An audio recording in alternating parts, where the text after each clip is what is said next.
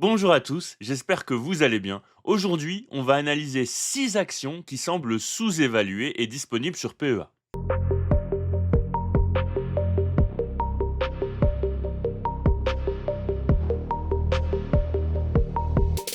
Je voulais encore une fois vous remercier avant de commencer la vidéo. On a pris quasiment 10% d'abonnés en plus sur la chaîne sur le mois qui est en cours. Je sais pas quoi vous dire, donc je vous remercie.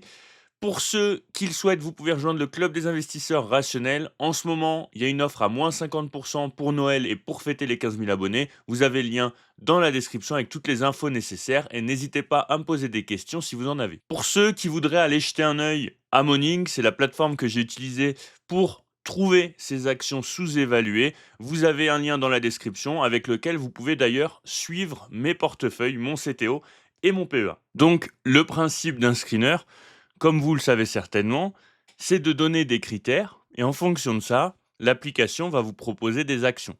Donc là, en l'occurrence, j'ai mis un payout ratio maximum de 50%. Donc c'est un dividende.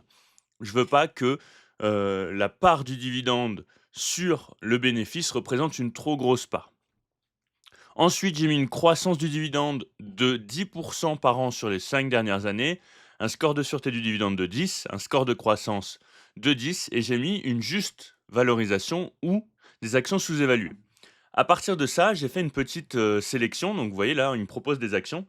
Et personnellement, j'ai fait une petite sélection. Je ne vais pas toutes vous les analyser parce qu'il y en a une dizaine. Et il y en a, dont on a déjà parlé sur la chaîne. Par exemple, Sika, je ne voulais jamais analyser, mais je la garde pour plus tard. C'est une action suisse, hein, qui est dans tout ce qui va être colle, étanchéité, notamment pour le bâtiment, mais pas uniquement. Donc celle-là, je vous la ferai plus tard. Ensuite, on a Evolution AB que j'ai en portefeuille, donc que je vous ai déjà analysé à plusieurs reprises. C'est pareil. Pour l'instant, je ne vais pas la réanalyser. On a Téléperformance, dont on a aussi beaucoup parlé sur la chaîne, qui subit une violente tendance baissière pour le moment. Et donc, je vous en reparlerai peut-être plutôt quand il y aura des signes, des réels signes de retournement, ce qui n'est pas le cas actuellement avec le narratif de l'intelligence artificielle et le marché qui va vraiment à contre-tendance pour Téléperformance. Ensuite, on a Kering. Kering, pour le coup, on va en discuter. Je ne suis pas acheteur sur Kering, mais vous êtes nombreux à m'avoir demandé de l'analyser. Elle semblerait peut-être potentiellement un petit peu sous-évaluée à l'heure actuelle, selon les critères de Morning.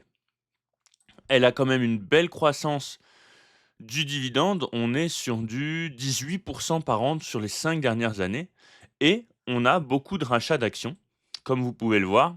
On a un chiffre d'affaires qui est quand même globalement plutôt croissant, même si effectivement en 2023, c'est un petit peu plus compliqué. Ça le sera aussi très certainement en 2024. On a des marges qui diminuent un petit peu sur les derniers exercices, mais qui globalement ont une tendance croissante. Et puis on va aller voir un petit peu sur GuruFocus ce qu'on nous propose. Hop, Kering. Alors eux aussi, vous voyez, ils la considèrent comme étant sous-évaluée. Moi, je vais vous donner mon avis avec les critères qu'on va avoir. On a un PEG à l'heure actuelle de 1,26. Pour moi, vous le savez, en fonction du secteur d'activité, je considère qu'on est sur un PEG intéressant à partir de 1. Là, on est quand même sur le secteur du luxe, mais on est sur du luxe qui peine, hein. Certains l'appelleront l'action Wish du luxe, mais c'est vrai que globalement, on est en peine en ce moment, donc je considère qu'on pourrait encore avoir un petit peu de marge. En revanche, si on regarde le price to free cash flow, on est sur du 12-13, ce qui est assez bas, hein, surtout au vu du secteur d'activité. Vous voyez qu'on a une moyenne historique qui est plutôt à 26, hein.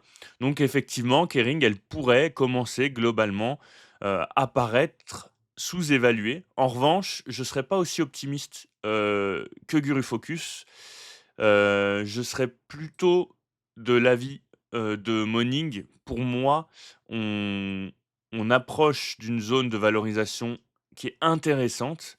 Voilà, hein, vous voyez, eux, ils sont sur leur médiane, ce que je considère déjà plus raisonnable pour Kering. Ça ne veut pas dire que c'est une action que je vais acheter, hein. Pour l'instant, je ne touche pas à Kering. Mais voilà, hein, en termes d'analyse, pour l'instant, on en est là. Tant que ça n'ira pas mieux chez Gucci, ça va être très compliqué pour Kering. Pour l'instant, elle subit encore le marché et donc elle pourrait continuer de descendre beaucoup plus bas. Hop. Kering, on va aller regarder ça. Hem, Elle est juste là. Alors, hop, globalement d'ailleurs, je pense qu'au même titre, on va s'enlever ça. Donc tant qu'on n'est pas repassé notamment au-dessus du point pivot, hein, pour moi, il y a aucune raison de rentrer sur Kering et on va se regarder quand même si on n'a pas une moyenne mobile qui pourrait, hop, coïncider. Bon, pas vraiment, il y en a pas une qui est, plus pertinente que l'autre. Donc effectivement, pour l'instant, pour moi, c'est bien le point pivot, hein, qui sert de résistance et tant qu'on n'est pas repassé au-dessus, tant qu'on repart pas sur une tendance haussière, tant qu'on n'a pas de signe de retournement, pour l'instant, on reste baissier. Vous voyez? On a à chaque fois, hop, des divergences haussières, sauf qu'on n'arrive pas à repasser concrètement au-dessus de la zone de neutralité, donc c'est des divergences qui sont invalidées, finalement. Donc voilà, hein, pour Kering, analyse assez rapide. Ensuite, on a Eurofins. Donc c'est une action que je connais pas particulièrement. On a une belle croissance dividende de 35 par an sur les 5 dernières années en moyenne. Je vais juste aller regarder. OK. Voilà, c'est ça qui m'inquiétait. C'est qu'effectivement, c'est pas une hausse qui est régulière, ça a explosé. Bon, pour 2024 à surveiller, sachant qu'en 2022-2023, il a été stable, donc pour le coup, c'est pas une donnée, qui me semble très pertinente. Elle semble aussi légèrement sous-évaluée. Elle a eu un boom, post-covid et puis là, finalement, on a une sorte d'éclatement de la bulle, hein, globalement. On a des fondamentaux qui semblent un peu en chute finalement, que ce soit au niveau des marges, que ce soit au niveau des retours sur capitaux. Donc globalement, la baisse semble quand même plutôt justifiée, dans le sens où on a des marges qui baissent, on a une rentabilité qui baisse. Donc voilà, on a une baisse du cours de l'action. Je vais pas aller plus loin sur Offense parce que c'est pas une action qui là, tout de suite, m'intéresse globalement. Ensuite, on a Accenture. Accenture, donc là, je suis sur, celle qui est cotée aux États-Unis. Il y en a aussi une qui est cotée en Allemagne, donc en Europe. C'est une action que j'ai en portefeuille sur mon CTO avec une croissance du dividende de 11 sur les 5 dernières années. Alors là, je l'avais call sur le club des investisseurs rationnels, mais elle était sur résistance. Donc pour l'instant, on réagit à la baisse sur la résistance, hein, pour l'instant, bah, elle fait son boulot, elle sert de résistance. On a une très belle croissance du dividende, hein, comme vous pouvez le voir, très régulière, hormis Covid, où, je considère que c'est un événement exceptionnel. On a beaucoup de rachats d'actions. On est sur une boîte qui fait du conseil, hein, globalement, société de services professionnels qui fournit des services de stratégie et de conseil, notamment dans le secteur de la technologie, mais pas uniquement. Et vous voyez, on a une très belle croissance du chiffre d'affaires. Ça se tasse un petit peu sur les derniers exercices. Pareil, une très belle croissance du free cash flow par action. En 2024, ça se tasse aussi un petit peu. On n'a pas les résultats globaux de 2024, donc on attend de voir. Et pareil, un BPA qui augmente chaque année. Donc ça, c'est très très propre pour le coup. Ce qui a fait un petit peu tiquer le marché, c'est la croissance des free cash flow qui se tasse. On va essayer d'aller définir pourquoi. Hop, alors. ACN, il me semble, le ticker, ouais, ACN. On va aller voir finalement, la structure des dépenses, où vont les flux de trésorerie. Donc globalement, on a quand même une petite baisse de la rentabilité des capitaux investis. Moi, ce qui va m'intéresser, c'est de voir un petit peu où va le cash. On a très peu de dépenses en termes de CAPEX et par contre, on fait beaucoup d'investissements, hein. Vous voyez, 77 quand même. On rembourse. Non, il y a pas de dette en fait. J'allais dire on rembourse la dette, mais si, il y a un petit peu de dette, OK. Il y a un petit peu de dette. C'est vrai qu'on a un cash qui diminue pas mal comme vous pouvez le voir, hein. Hop. Donc globalement, on a quand même beaucoup, beaucoup, beaucoup de cash qui part dans l'investissement. Donc ça, pour moi, c'est plutôt positif. Ce qui explique aussi, bah, finalement, la croissance des free cash flow qui est plutôt en baisse pour le coup. On a des marges qui sont plutôt stables, en légère tendance croissance et c'est ce que je vous disais, la rentabilité des capitaux investis, qui baisse d'année en année. On a eu un boom, hein, finalement pour, ce secteur d'activité-là et là, ça ralentit un petit peu. Avec les innovations technologiques, ça pourrait repartir à la hausse, donc il va falloir surveiller tout ça. Moi, personnellement, c'est une action que j'ai en portefeuille. Ensuite, on a Fontaine Pajot. Je ne sais pas si ça se dit comme ça. En tout cas, c'est pas une action que j'ai en portefeuille et c'est une action que je ne connais pas, donc je vais la découvrir avec vous. 11 de croissance du dividende sur les 5 dernières années. Mmh et en gros, bah, ça doit être un concurrent de Katana, vend des catamarans de croisière dans le monde entier. OK. OK, OK, OK. Globalement, depuis 2018, on travaille plutôt à l'horizontale, hein. Vous voyez qu'il y a pas beaucoup d'évolution du cours de l'action. Contrairement, il me semble, peut-être à Katana. Comparaison, on va voir si on peut se mettre ah tiens, je connaissais pas. Lixor, hein, je peux peut-être pas sélectionner. Comparaison. OK, je sais pas si je peux sélectionner, non. Bon, dommage. Elle sous-performe le CAC 40. Elle sous-performe le CAC 40 globalement.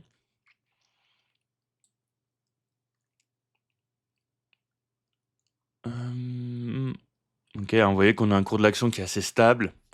Par contre, on a une belle croissance du dividende, c'est vrai, hormis en 2020 après le covid. C'est un peu moins propre, hein, sur la dilution. On voit qu'on a fait de l'augmentation de capital, après on a fait du rachat d'actions notamment. On a un chiffre d'affaires qui a quand même une belle croissance, là, pour le coup, sur le dernier exercice. Un free cash flow par action qui est pas exceptionnel et qui est un peu cyclique. La croissance des free cash flow, pas terrible. Des marges, pareil, c'est un peu en dents de scie. Donc là, pour le coup, je suis moins fan. Je suis moins fan de la société. Je suis moins fan des fondamentaux. Faudrait que je la compare à Katana, par exemple, pour voir un petit peu. Ensuite, on a Vetoquinol. Vetoquinol, on a, récemment parlé de son concurrent sur la chaîne. Donc, globalement, c'est pas une action que je connais très bien non plus. 12 de croissance du dividende par an sur les 5 dernières années. On n'a pas un score de croissance incroyable. Alors, on a eu un boom pareil covid et puis là, ça s'est tassé, ça s'est normalisé, je dirais, hein. Vous voyez que, je pense par rapport aux droites de régression, si on regarde un petit peu, bon, on est redescendu bas, mais on était quand même monté assez haut. Donc, je pense qu'on a quand même plutôt une normalisation. Elle surperforme le CAC 40 sur 5 ans. En revanche, elle le sous-performe, sur l'année en cours. OK, bon voilà, belle croissance du dividende, hormis pendant le covid où ça a été un petit peu compliqué et il a stagné entre 2022 et 2023. On semble repartir à la hausse pour 2024. Le nombre d'actions en circulation, c'est pas incroyable. Globalement, on a eu beaucoup de rachats d'actions entre 2014 et 2018. On a dû avoir besoin de financement en 2019. Ça a rebaissé en 2020 et puis jusqu'en 2023, c'est pareil. À mon avis, on a eu besoin de financement. On est très centré sur l'Europe, 50%, 36% aux États-Unis, mais on a aussi de l'Asie-Pacifique aux heures de 13%. Un chiffre d'affaires qui globalement est en croissance, effectivement, c'est un petit peu compliqué sur 2023-2024. Une belle croissance des free cash flow par action, ça c'est pour moi intéressant. Et on a une croissance du free cash flow qui explose un petit peu là, pour 2023. Mais effectivement, on a subi un petit peu la période covid. Donc ce qui explique aussi le dividende, ce qui était plutôt un choix raisonnable, hein, finalement. Globalement, avec une baisse des FCF, on s'est dit: «Bon, il vaut mieux assurer le coup, on va baisser le dividende». Moi, je préfère une action qui fait ça qu'une action qui se tue et qui se met en difficulté à vouloir maintenir un dividende. Pour moi, ça a pas de justification rationnelle. Globalement, les marges, elles sont en légère croissance. Attention à 2023, hein, effectivement. Le retour sur capitaux, il est plutôt stable, ce qui reste intéressant. Voilà, pas grand-chose à dire de plus. On va peut-être aller voir l'endettement rapidement sur alors, c'est quoi le ticker de Vetoquinol? Vetoquinol. Je crois qu'il prend pas en compte l'ISIN. Alors, je vais juste faire ça là. Vetoquinol, c'est Veto en fait, ouais, alors je regarde juste le graphique rapidement. On repasse, hein, pour l'instant sous le point pivot, mais après on est sur zone de support, donc zone de support à pas casser, hein, les 75, au risque d'aller chercher plus bas, soit vers les 62, soit ensuite vers les, 45, donc ce qui ferait quand même déjà une belle baisse. Alors donc le ticker c'est Veto. Hop.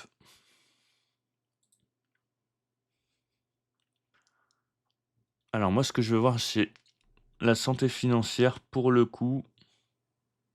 Il nous propose quoi Morning comme concurrent? OK. Bon, généralement, la sélection des concurrents, c'est un petit peu compliqué pour les plateformes. Bon, je pense que c'est lié aux fournisseurs de données, hein, pour le coup. Alors, globalement, moi, en termes de santé financière, ça a l'air d'aller. On va juste voir le cash to dette. Bon, oui, ça va. Hein, globalement, on a un cash qui est en forte augmentation, une dette qui stagne. Donc, ouais, c'est plutôt correct pour Vetoquinol. Juste jeter un petit coup d'œil quand même à la valo. On a un PEG à 1,33. Pour le secteur d'activité, c'est correct.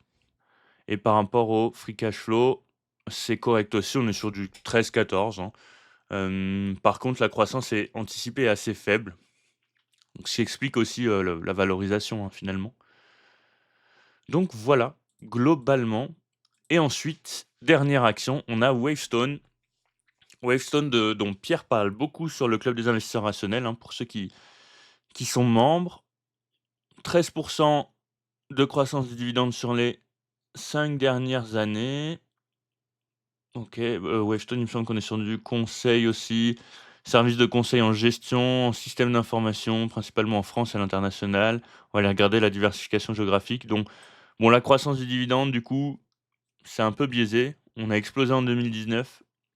En 2020, on a coupé le dividende et puis là, il a l'air de stagner sur les derniers exercices. On a une explosion du nombre d'actions en circulation, ça c'est pas terrible. Bon, après, les fondamentaux sont plutôt bons en termes de croissance du chiffre d'affaires, en termes de free cash flow, c'est plutôt correct. Les marges, elles ont plutôt tendance à stagner. Donc voilà, globalement pour Wavestone, je vais juste c'est Wave, hein, je crois le ticker. Ouais, hop. Alors, il y a 2 sévères warnings, on va juste regarder.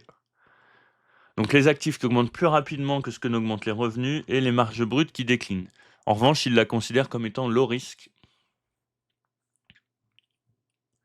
Globalement, eux aussi la considèrent comme étant sous-évaluée. Maintenant, je vais me faire ma propre idée. On a un PEG de 1,80 avec une croissance anticipée des revenus de 15% sur les 3-5 prochaines années. Un pire ratio de 16, ouais, ça me paraît pas trop mal. Alors pourquoi est-ce que le PEG est si élevé alors qu'on a quand même une belle croissance, un pire ratio qui est faible, un price to free cash flow qui est faible aussi, donc effectivement, j'aurais quand même plutôt tendance aussi à dire elle est plutôt sous-évaluée selon moi. Par contre, on a une baisse de la rentabilité des capitaux investis et là, on est sur du 0, donc ça, c'est aussi à surveiller, hein. Parce qu'effectivement, si on a de la croissance, mais qu'on n'arrive pas à faire du cash, ça risque d'être compliqué. Et puis globalement, c'est le coût du capital qui augmente, mais aussi finalement, la rentabilité qui baisse. Donc attention, on n'a pas beaucoup de dépenses en CAPEX et en revanche, on fait beaucoup d'investissements, 83 globalement, donc voilà. Ceci explique cela. Donc voilà pour Wavestone. J'espère que la vidéo vous aura plu. Comme d'habitude, n'hésitez pas à liker, à laisser un petit commentaire sous la vidéo et à vous abonner, ça permet de faire fonctionner la chaîne.